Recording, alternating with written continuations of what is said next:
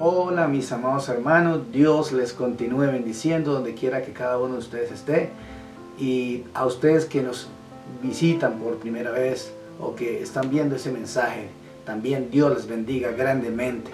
Quédese con nosotros para que reciba la bendición de parte de Dios al oír el mensaje de su palabra. Y quiero leer en el Evangelio de San Lucas, en el capítulo 14, vamos a leer los versículos 25 y 26, y lo leo en el nombre del Padre, del Hijo y del Espíritu Santo. Amén. Grandes multitudes iban con él, y volviéndose les dijo: si alguno viene a mí y no aborrece a su padre y madre y mujer e hijos y hermanos y hermanas, y aún también su propia vida, no puede ser mi discípulo. Vamos a pedirle a Dios que nos dé sabiduría por su palabra. Amado Señor, te pedimos en el nombre de Jesús que nos des entendimiento. Danos sabiduría de lo alto, que es pura, que es santa y sin mancha, para poder comprender tu palabra, Padre. Te lo pedimos en el nombre de tu amado Hijo Jesús. Amén. En este pasaje de la Escritura encontramos que el pasaje tiene como título Lo que cuesta seguir a Cristo. Pero quiero hablarle del tema: ama lo que Dios ama y aborrece lo que Dios aborrece. Si miramos en el contexto, dice que grandes multitudes iban con el Señor Jesús y le seguían.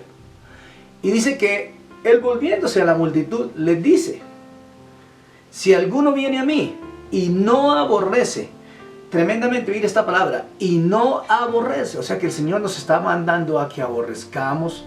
¿A quiénes dice ahí? A padre, a madre, a hermanos, a mujer, a hijos. Dice, y aún su propia vida tenemos que aborrecerla. Dice, no puede ser mi discípulo. ¿Qué querrá decir el Señor con esta palabra? ¿O qué nos está enseñando? ¿O qué nos quiere decir el Señor? Algunos estudiosos de la Escritura dicen que esta palabra aborrecer se traduce como amar menos que. Es decir, Dios lo que nos está pidiendo en ese contexto es que amemos menos otras cosas y que amemos mucho más al Señor. Es decir, que le demos el primer lugar al Señor. Y eso es lo que nos enseña la palabra de Dios siempre. Que el primer lugar y la preeminencia es Dios. Él es el número uno y debe ser el número uno en nuestros corazones y en nuestras vidas. Ahora, todos hemos oído que Dios es amor. ¿Es así? Y es verdad. Dios no tiene amor, porque Él es amor. Y eso es interesante, que nosotros aprendamos a comprender la diferencia, porque algunos, cuando entran en alguna relación y ya llega un momento que la relación no funciona, dice, se nos acabó el amor. No, el amor no se acaba. El amor es una decisión. Yo decido amar a esa persona a pesar de lo que sienta o no sienta por esa persona. Así como Cristo. Él fue a la cruz del Calvario simplemente porque Él tomó la decisión de amarnos, aunque usted y yo no lo merecíamos. Eso dice la palabra del Señor, y eso es importante. Lo vamos a ver aquí con tres clases de amor que encontramos. Hay tres palabras importantes que nosotros vamos a aprender en esta hora, y es que existe el amor filial. Y ese amor filial, ¿qué es? En latín también se dice que es el amor fileos, que es la relación entre hermanos, entre amigos, entre familiares, ¿cierto? Pero también existe un segundo tipo de amor, que es el amor eros. Y el amor eros específicamente se aplica a los cónyuges, a los que son casados, a los esposos. Y esa relación matrimonial se llama efectivamente el amor eros, porque hay un amor que tiene que ver con el placer sexual, y de ahí viene el erotismo. Entonces, estos dos tipos de amor son entre las personas. Y uno mira que fácilmente entre amigos, entre hermanos y aún entre la familia, a pesar de que hay amor, también hay ciertas actitudes hacia las personas, como el odio, la envidia, ¿cierto? Hay cosas que se presentan, y aún en los mismos cónyuges muchas veces se tienen unas relaciones por conveniencia, pero no hay un verdadero amor, no hay sinceridad, y hay incluso egoísmo en esas relaciones. Pero hay un tercer tipo de amor, o una tercera clase de amor, y es el amor ágape. Y ese amor ágape, ¿qué es? Es un amor incondicional. Es un amor especial, es un amor sincero, es un amor que no tiene tacha, es un amor perfecto, y este específicamente es el amor de Dios. Y eso es lo que nos enseña la palabra del Señor, que el amor de Dios es tan puro que dice que Él tomó la decisión de ir a morir en la cruz del Calvario por amor a nosotros. Aunque no merecíamos que Él muriera en la cruz, Él lo hizo porque Él nos ama. Y eso es algo que vamos a aprender en esta hora, que Dios tiene un trato especial con cada uno de nosotros. Y Dios nos habla por su palabra que Él nos ama. Y dijimos hace un momento esto, de que Dios es amor. Y efectivamente quiero preguntar ahora, ¿cómo cree usted que Dios nos ama? ¿Será que Dios nos ama de cualquier manera? ¿O nos ama de la misma manera que amamos los seres humanos? No, Dios tiene un amor especial con cada uno de nosotros. Y dice la Escritura que Dios nos ha amado con amor eterno. Eso lo dice la palabra del Señor en Jeremías capítulo 31 versículo 3. Dice, con amor eterno te he amado, dice el Señor. Ahora, ¿por qué dirá la palabra del Señor que con amor eterno nos ha amado?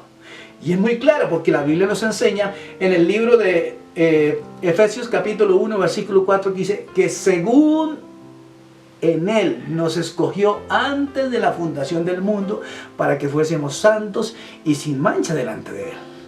O sea que ni siquiera había Dios creado el mundo, nunca había fundado nada, y ya nosotros estábamos en los planes del Señor. ¿Se da cuenta de lo lindo que es el Señor? Ya Dios había pensado en nosotros. Así que si usted y yo conocemos la palabra del Señor, o estamos escuchando este mensaje y esta palabra toca su corazón, Dios tiene un propósito con usted y conmigo. La palabra de Dios es linda, es hermosa, y es que Dios planeó todo. Dios no hace las cosas al azar, ni ahí vamos a ver qué va a salir. No, Dios todo lo ha planeado, y todo lo hizo hermoso en su tiempo, dice la palabra del Señor, y ha puesto eternidad en el corazón del hombre, sin que el hombre alcance a entender la obra que Dios hizo desde el principio hasta el fin.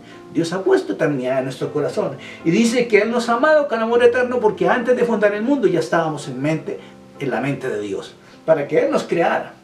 Ahora, en segundo lugar, Dios nos ama tanto que dice la palabra de Dios en Juan capítulo 3 versículo 16.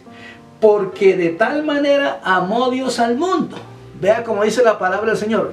De tal manera amó Dios al mundo. ¿Y qué quiere decir eso de tal manera? Que dio a su Hijo unigénito. Unigénito significa único hijo. Primogénito significa primer hijo. Pero el único Hijo de Dios, que se llama Jesucristo, dice que Dios lo envía a morir en la cruz del Calvario por amor a la humanidad. Porque Dios quiere que todo el mundo se salve, y ese amor de Dios es para salvación. Eso es importante que lo tengamos en cuenta ahora. Que Dios nos da a su único Hijo en la cruz del Calvario para que el mundo se salve.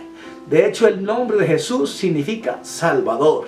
Eso es importante porque ese fue el mensaje que el ángel le dio a José cuando le dijo que ese era el nombre que tenían que ponerle al Señor, que se llamaría Jesús, porque Él salvaría a su pueblo de sus pecados. Y el Señor es nuestro único y suficiente Salvador. Esto es muy importante para que lo tengamos en cuenta.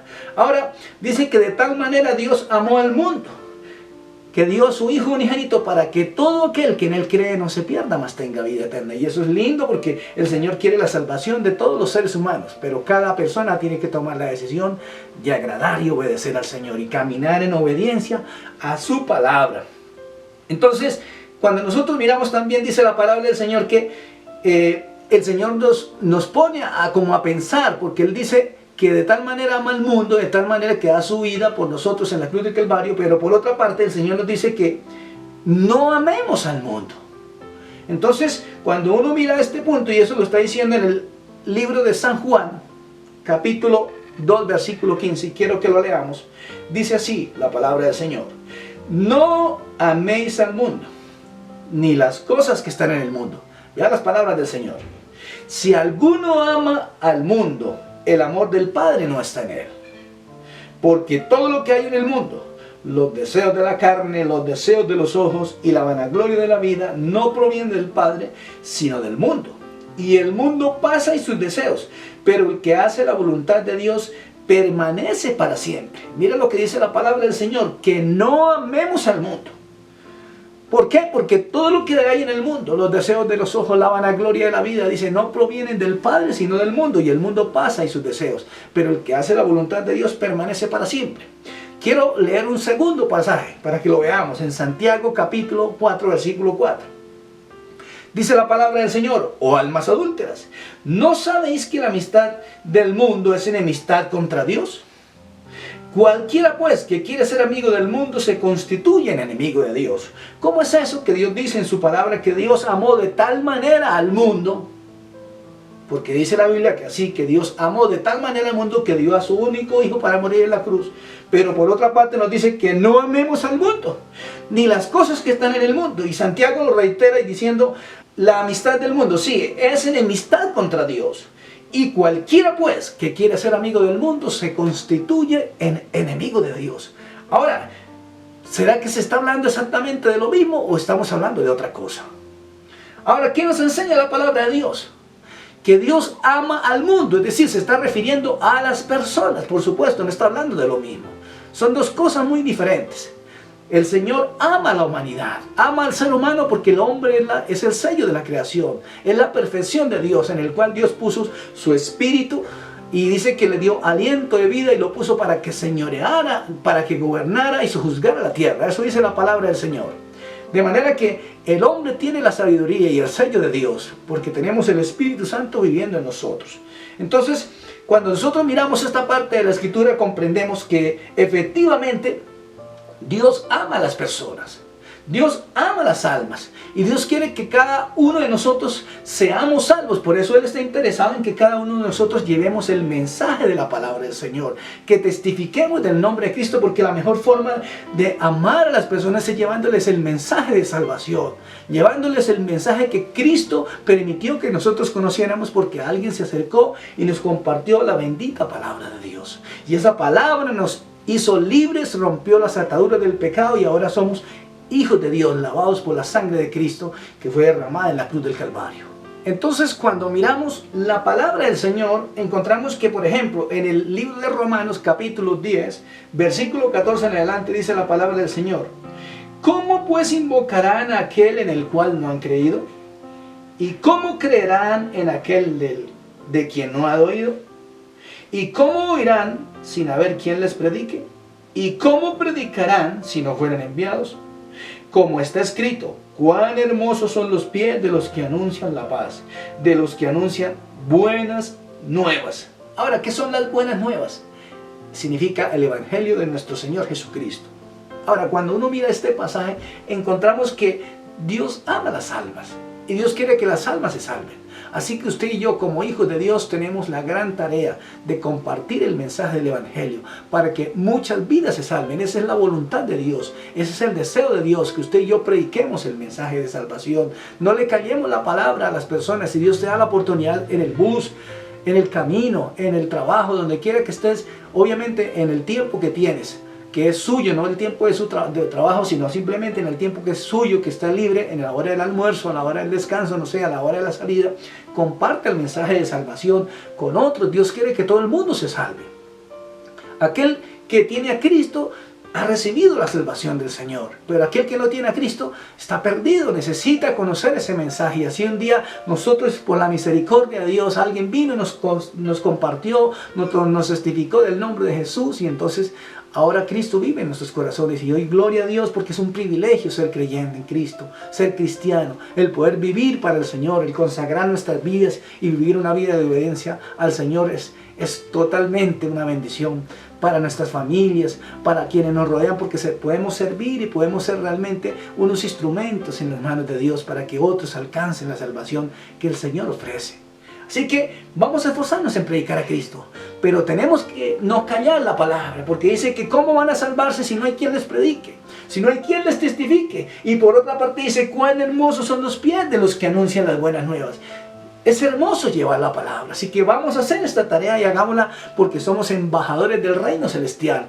Y el embajador siempre representa bien a su país. Nosotros estamos representando al Señor, porque nuestra ciudadanía está en los cielos, que es donde vamos a estar y vamos a morar con Cristo por toda la eternidad. Y dice la palabra de Dios, por otra parte, que Dios aborrece. Y el tema que hablamos hoy es precisamente esto: amar lo que Dios ama, pero tenemos que aborrecer lo que Dios aborrece. Y la Biblia nos enseña en el libro de Proverbios, para finalizar, El Señor odia 6 cosas. Mejor dicho, hay 7 que Él detesta, y esa palabra detesta es aborrece. Los ojos orgullosos, número 1. 2, la lengua mentirosa. 3, las manos que matan gente inocente. Ahora, tal vez usted dirá, yo no he matado a nadie, pero la Biblia dice que cualquiera que se enoja contra su hermano es culpable de homicidio. Ojo con eso. Eso equivale a dar muerte a una persona. ¿Ves?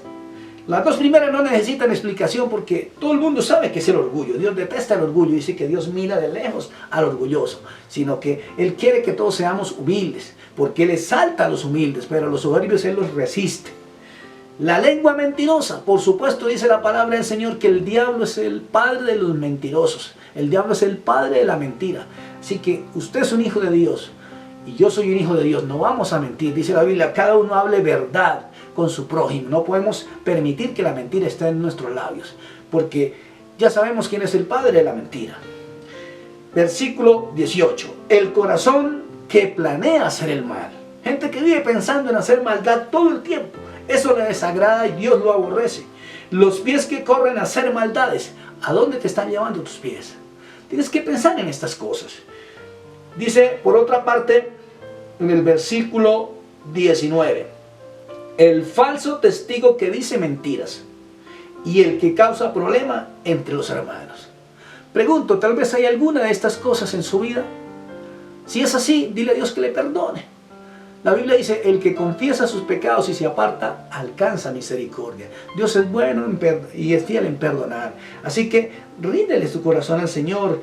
Dígale a Dios que tenga misericordia y que le ayude a cambiar esas cosas en su vida. Pero ponga de su parte, porque Dios hace algo en usted, pero hay cosas que usted es quien tiene que hacerlas, porque Dios no va a bajar a quitárselas. Si usted las quiere seguir haciendo, Dios no va a poder hacer absolutamente nada, porque se requiere que haya voluntad, disposición en su corazón para cambiar, que usted ponga de su parte.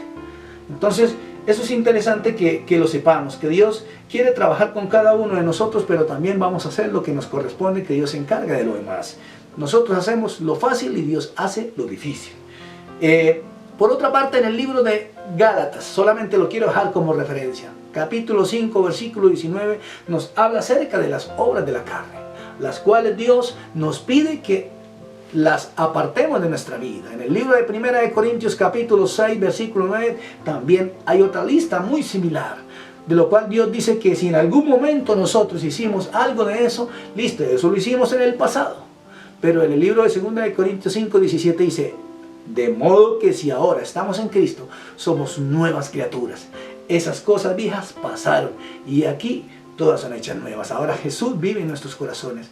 Vamos a mostrar a Cristo con lo que hacemos, con nuestro testimonio, con nuestra conducta, con nuestro comportamiento. Que la gente que nos ve a diario pueda realmente experimentar y pueda decir en su corazón, esa persona tiene algo que me gustaría conocer y es a Cristo.